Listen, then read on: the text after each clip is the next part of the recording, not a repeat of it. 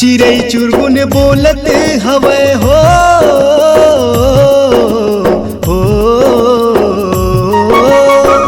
चिड़ै चुरगुन बोलत हवे रुखराई डोलत हवे का हो रे मोला प्यार होगे तोर संग रे माया होगे ना मोला प्यार होगे तोर संग रे माया होगे ना।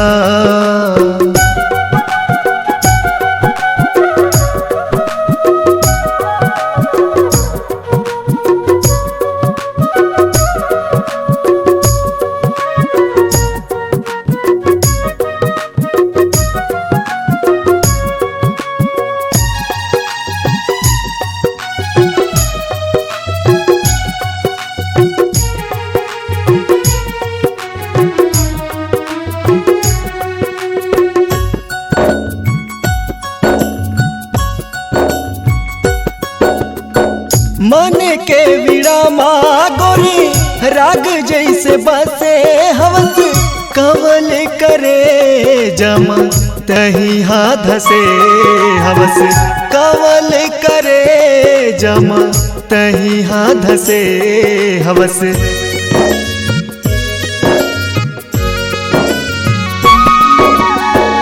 मन के विरामा गोरी राग जैसे बसे हवस कवल करे जमा तही हाथ से हवस कवल करे जमा तही हाथ से हवस।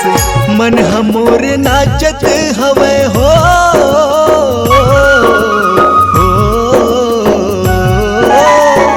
मन हमोर नाचत हवे दिल हमोर धड़कत हवे तोर पर रे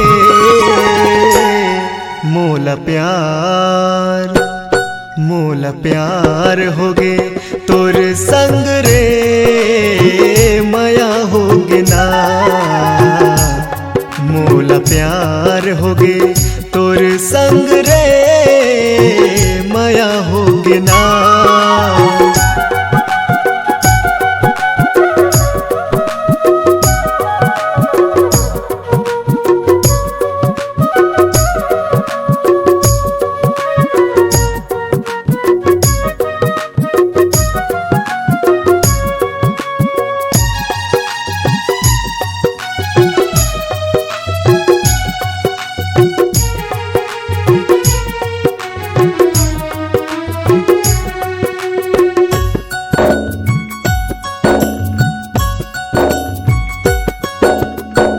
तोरे दर्शन के गोरी हर दम पियासा जिया पीरते के अगनी माँ मोर जरे जिया पीरते के अगनी माँ मोर जरे जिया।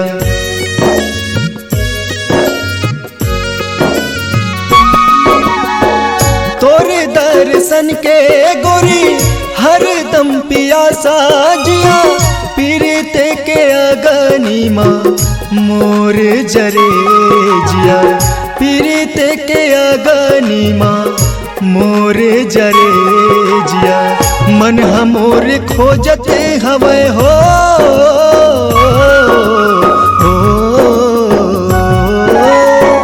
मन हमोर खोजते हवे दिल हमोर रोवते हवे तोर पर रे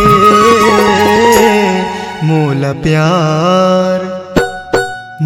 प्यार होगे तोर संग रे माया होगे ना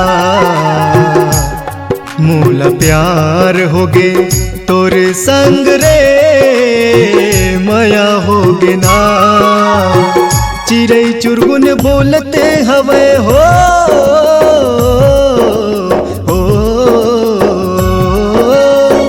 चिड़ै चुरगुन बोलते हवे रुखराई डोलते हवे का होगे रे